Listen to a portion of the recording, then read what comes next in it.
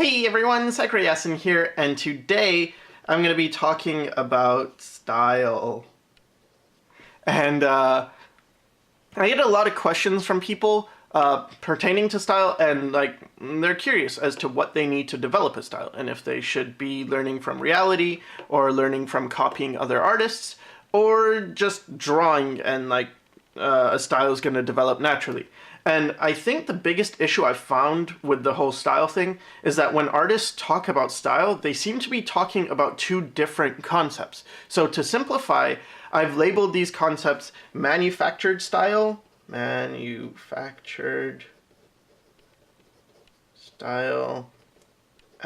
inherent style.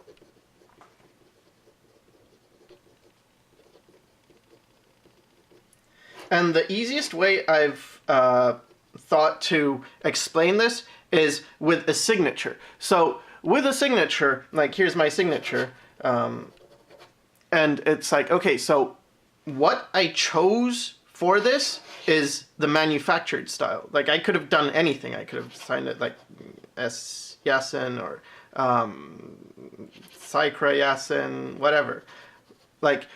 That is all manufactured. That's a choice, right? It could be this or it could be that. And usually the way most people find their signature is just trying things. Taking a piece of paper and trying this and then trying that and trying this and whatever. So this is what I would consider the manufactured style. It's what you think about, and usually through iteration, which is just, doing things over and over again, you find it. Iteration. And it's something that you've chosen, right? It's not something that just landed on you. Now, with inherent style, what I think about that is sort of how you hold your pen. The way I make my signature is going to be unique to me. There's also a bias I have to draw at an angle like this. This angle is a bias. So even if someone tried to forge my signature, they wouldn't be able to do it perfectly, and that's because of inherent style, which is more, so this is in manufactured would be what you choose to do, so what you do or choose, and then inherent is how you do it, how you hold the pen, and it also goes to other things, just influences. So some people are pretty much all in the inherent style category, and unfortunately a lot of artists are, and that's why I feel style doesn't get the fair treatment it deserves. I don't think people talk about it as it really is, and instead it gets talked about more purely from one side.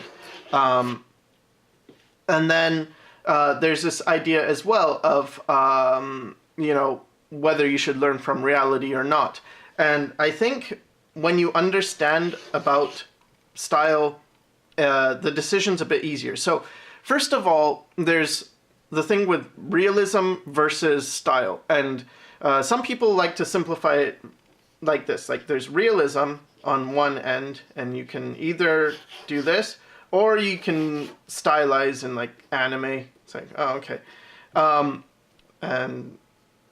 Or cartoony, so they'll say, oh, my style is cartoony, or my style is realistic. I don't like to think of it as these two, because first of all, they're very separate, right? You're either anime and cartoony or comic booky or whatever, or you're realistic. The way I like to think of it is, sure, you can have reality, and then you can have stylization. But I think of it like this, these are connected. They're on one spectrum. You could be more stylized, or, let's say reality is this. It's okay, you can do this. And then stylization is this. And see, there's a spectrum. You go between these points. And how do you go about doing that? Well, for style, in terms of developing this, it really comes from where are you basing things from? And I think there are three areas artists tend to base things from. So the first is they don't really think about style, and these people just sort of ignore style. So this is like level one.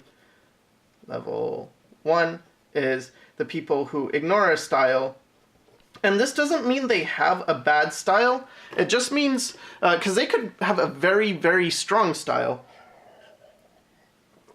Like very intuitive people, they don't need to think about style, but they just naturally have such a strong impulse towards a style. Like, again, to bring up my friend Bob Meatbag, he's pretty much this way where you can't really get him to get out of his style. It's just so strong. So for these people, they can just sort of ignore the idea of style, and style will come in anyway.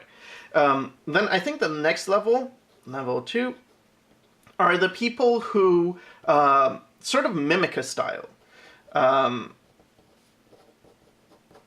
Or, you know, sometimes you could say steal a style, sometimes you could say, you know, they try and find a style through other styles. So this strategy is more like you're almost shopping for styles. Like you're going down the aisle and you see like, oh, you know, oh, here's some Jim Lee style. I like that. Let me put some of that in. I really like the way Jim Lee draws faces, female faces or something. Okay, let's put that in. Oh, okay, but I really like the way Todd McFarlane does inking. Okay, so put that in. And I really like the way Glenn Keane does gesture. So, okay, I'm going to try and mimic that. And none of these are, like, when I write level 1, level 2, it's not to say one is better in a way, because what really matters is that the end result, right? Like, that you have a style in the end, or not that you have a style, but that you have something you're happy with. And so these people, I think it's better for developing a style if you don't have a very strong inherent style. Like if you're not one of these people, like for instance, as I said with my buddy Bob, he can't get rid of his style, like even if he tries. And for me, I can do a lot of different styles, but my personal style shines through much more quietly. It's not so overt. It's not like, here's my style, I can't get rid of it. Which I wish I had, because that would make everything simpler. And then with level 3, these are people who create style. And this is really where I feel I fall into the level 3 category. And the way you create a style is sometimes you can combine, you know, mimicking it, a style, like you can look at other artists. You can also, you know, just do your own thing and ignore a style. But what's different about level 3 is instead of just looking at other artists, what you're doing is you're looking at reality. And from reality, you're choosing to stylize it. So going back to this spectrum thing, where you have reality and stylization, what you do is so for someone who just ignores the style, maybe their area of, like, maybe they live, for instance, here, right? Like, oh, they study from life, they don't think about style, and their style is sort of already pretty strong, so it's influenced, it's stylized, but it's still from reality, like where they chose to study. And I think this is good. Now, with mimicking, you might be pure stylization because you never really learn from reality, but you're just picking and choosing from other people who have already studied from reality. And with creating a style, you study everything about reality in terms of, like, okay, what does this look like? You're not so influenced by style at all, or you could be, but you study reality, and then you start to move towards this end of stylization. It's an understanding of what is this, why is this way? For instance, with anime, you know, why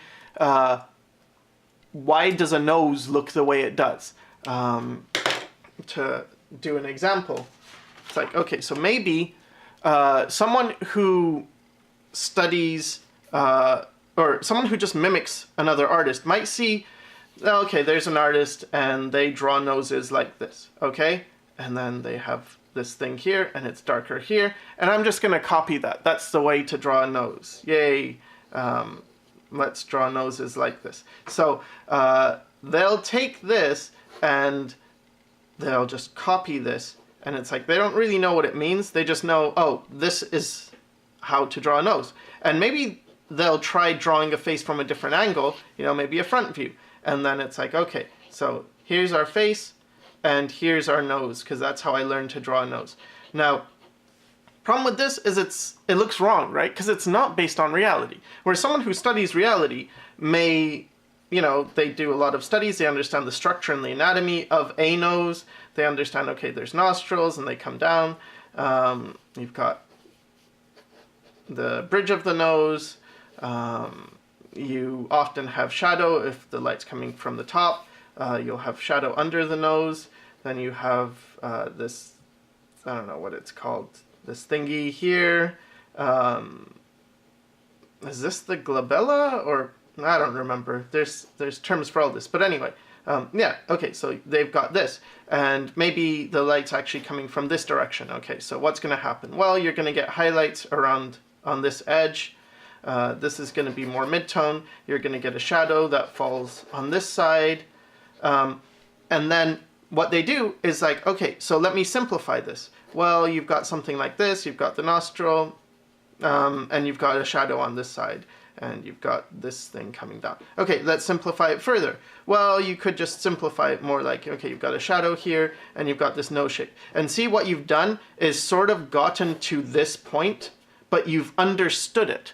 It's not just, well, I know a nose is like something here, and also it's a case of, well, if I turn the face, what's going to happen? Well, we go back to this reality thing. Okay, what happens? Well, your shapes are going to change. You've got the nostril here. Just understanding the structure. And maybe you have, well, in this case, the nose is sort of pointy, so it's maybe something like this. But yeah, if you have a shadow coming from this side, what's it going to look like? And then you could take this and simplify it. It's like, well, if I simplified this to this, I guess I could simplify this as something maybe like this, right? You've got the nostril, which would be here and here. This is really just this shadow plus this shadow combined to form a shape. And so it's like, okay, so this is reality. So when someone says, do I need to learn reality to study a style? It's like, well, if you're the type of person who just mimics style, I guess not, but you're not going to really understand the style. You're just going to be taking styles and like, oh, I could use that, but why? I feel like what happens is sometimes you get people who say, for instance, I draw noses like this, maybe like this, because it's my style. And then it could be wrong, but they say, no, that's my style. But what I think of with style is like the manufactured style is this is your choice. Or it should be a choice, right? Like, do I stylize it or not? Do I draw noses more like this? Are they more rounded? Maybe they're, just very wacky. What decision do I make? And to me, if you cannot draw from reality and you're just drawing something, especially if it's an inherent thing where it's like, oh, I don't really know how to draw noses, but I know that I tend to draw them like this because my arm moves like this or whatever. It's like, okay, well, to me, that's a lack of choice. That's saying I don't actually know what I'm doing. I don't know how to manipulate reality. And so I am just making whatever choice I have available to me. And I think this is why some people actually say the whole don't worry about style thing, is because they don't want people to fall into this, where they're just thinking, okay, I have no basis on reality. I don't have foundations. And what I'm doing is just copying, or else not even copying, and just doing what I can do and sweeping it under the rug of this is a choice. Well, it's not a choice. It's only a choice if, for instance, you could draw it realistically. You could draw it in any different way, and you choose to draw it in this way. And why do you choose to? Because that reflects your personal tastes. That reflects what you would like to see in the world. So with me, I think it's okay to do inherent stuff and learn from reality. I'm totally okay with that. The problem I guess I have is when a lot of artists, because I mean most artists who are asked about style, they all say the same thing. Don't bother learning style, it comes naturally. But does it really? Like, it does if your style is more reserved. Like, if you are someone who draws, first of all, let's say you draw from reality, right? And let's also assume you have a pretty strong, natural, inherent style. Like, the way you see the world is already skewed in a way. And that's not to say it's a bad thing. It's just to say that you might look at a shape like this, right? It's just a rectangle. And you might see something like this. Like, oh yeah, this is this shape. And it's much more interesting. Now, someone who's super analytical, not too intuitive, might look at this and just see like, okay, this is this, and this is this, and this is this, and this is this.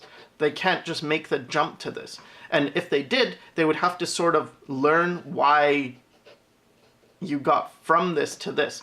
So anyway, so you have a lot of people who have this really strong inherent style. They just learn from reality, and they naturally over time get to this.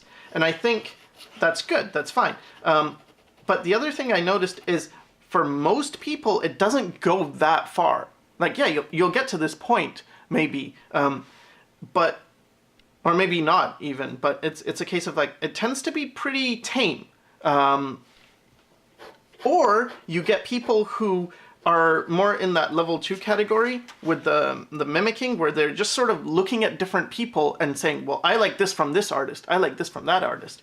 And again, that's fine. And you can go really far with any of these, depending on who you are. But the thing is, okay, they don't understand it from the ground level. And they also, because they don't understand it, let's say they picked certain artists that don't quite work, you're not going to be as good as someone who created a style or understands a style and then is manufacturing it by choice. So I feel like when you really want to push a style, for instance, and maybe it's not even in your natural repertoire. Like for me, I see things pretty one-for-one reality-based. Maybe not perfectly, because I assume I'm still affected by, you know, how my own style thing, at least to a point. But I don't see a box and see it all, you know, crazy and cool. I just see it as what it is, you know, very measured.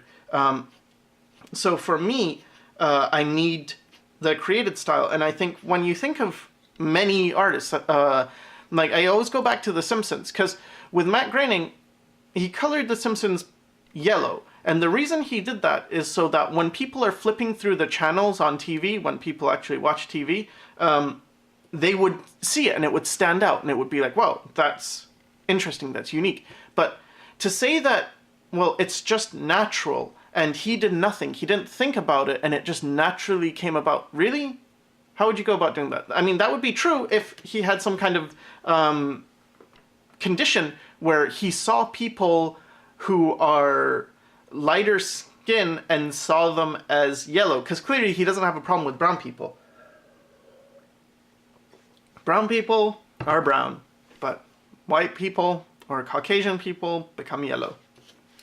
Well, so the thing is, what he did is he made a choice. He manufactured his style. He also was probably limited in what he could do, because he wasn't drawing, you know, I imagine he wasn't drawing at a super high level. So it's like, well, what are you capable of?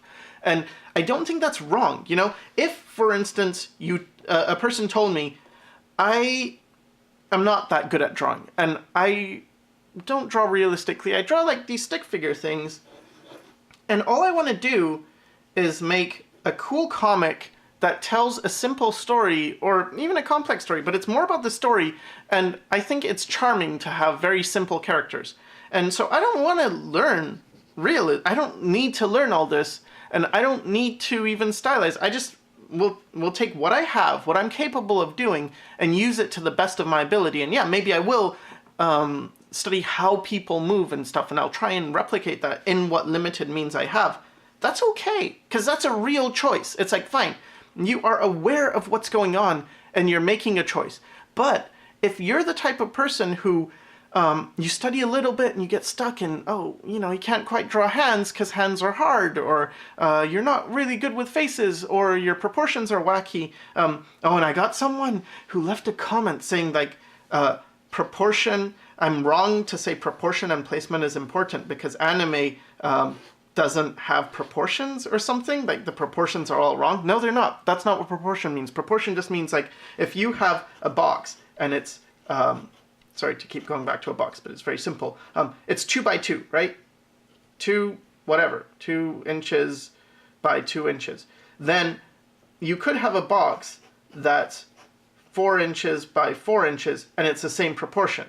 And placement just means, let's say you have a sheet of paper and you want to place something right in the middle. Well, okay, so let's say the sheet of paper was much larger. Where would you place it? Right in the middle. That's still in the right, it would be a bit bigger because this box is a tiny bit bigger. It would be the right proportion and the right placement. It has nothing to do with like the proportions of the human body. I mean, that's important to learn proportions of a body, but no, this is just proportion, how big is it? So an anime has proportions. It has a very specific, anime to say as if all anime is the same, it's not. But whatever you're looking at, let's say you're looking at One Piece, there are proportions.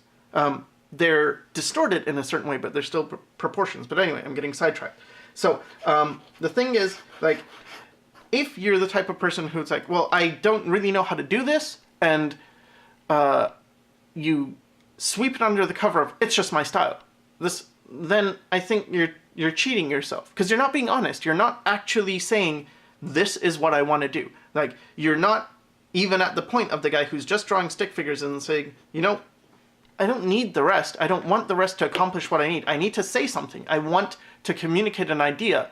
And to do that, I don't need all the rest. And that's fine. That's perfectly fine.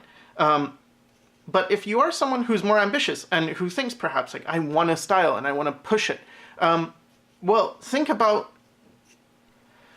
how much is inherent and how much do you need to manufacture? How much do you need to create? And again, this is through iteration, just like the signature, figure it out. How do I like to stylize something? It's not just, well, I'm going to draw a bunch of eyes and figure out style. It's like, no, it needs to be based on something, and that gives you freedom. So when you base things on reality and okay, maybe you see an eye and it looks like this, like the lower part is, this part is lower, and this is how one eye looks, and you studied this from life or whatever, and then you saw another eye and it looked more like it had a very heavy lid, right? So if you studied from life, you might think like, okay, well, I know both of these options exist, so I'm not just going to draw like an eye like this, or everybody gets an eye. Maybe you studied, okay, this is a certain way of drawing an anime eye, and you add a bunch of sparklies, and everybody looks like this because that's what I learned. No, it's more like you look at this and it's like, oh, some people have eyes that, the lid isn't as apparent, maybe you'll simplify it like this. And then some people have a heavy eyelid, and it's like, oh, maybe you'll simplify it like this or something, or maybe even with this one, you simplify it like, I don't know, this. It's like, it doesn't have to be complicated, but it has to come from something, So anyway, that's a bit long-winded, but that's what I really wanted to talk about, is that there are manufactured styles and inherent styles, And basing things on reality is really a good way of not cheating yourself. And even if you choose to go like the second route of mimicking, it really helps to have an understanding of why they made that choice. Like, oh, they chose to, for instance, maybe they stopped here, right, with the noses. They chose to simplify from this to this for a purpose. And you'll get it. You'll get why. It's like, okay, well, if they did from this to this, then if it's turned, maybe, you know, they'll do a nose like this. Or if it's, you know, you're looking up at the nose, maybe they simplify it something like this. Instead of being limited. Because I think choice is the most important matter when it comes to style. You want a choice. And also for all the artists who are saying it's not, don't think about it, don't worry about it, please just consider that there are different types of people, and some people want things that they don't currently possess. Maybe they want their style to be more stylized, but they don't have that. And there is a limit to how far you can go, or how far some people can go with a pure inherent style without manufacturing it at all. And yeah, like my whole point is more, don't have a closed mind to these things. So yeah, I hope that helped at least a little bit in terms of explaining what style is, at least to me. And thanks for watching.